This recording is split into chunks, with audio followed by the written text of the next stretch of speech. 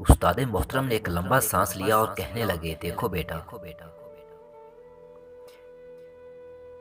दिल में अगर मोहब्बत हो तो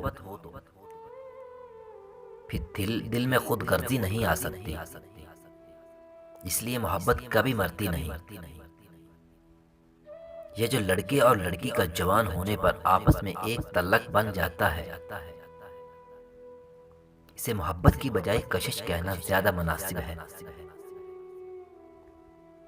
दोनों इसी कशिश की वजह से एक दूसरे को प्यारे लगते हैं और हमेशा के लिए एक दूसरे के पास आना चाहते हैं। मोहब्बत तो कोई और चीज है। मोहब्बत में हम महबूब का भला सोचते हैं, इसकी कामयाबी चाहते हैं, इसके किसी नुकसान का तसव्वुर भी नहीं कर सकते, ऐसी किसी हरकत का सोच भी नहीं सकते जिससे महबूब की जिंदगी, इज्जत, माल और दौलत या इसके माँ बाप की इज्जत को ठेस पहुंचने का खतरा हो।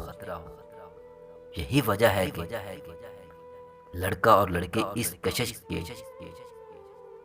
पैदा होने के बाद करीब तो आते हैं, शादी भी कर लेते हैं, मगर दिलों में मोहब्बत न होने के बायस थोड़ी ही अरसे के बाद लड़ना मरना शुरू कर देते हैं और बात तलाक, खुला या मुकदमेबाजी तक जा पहुंचती है।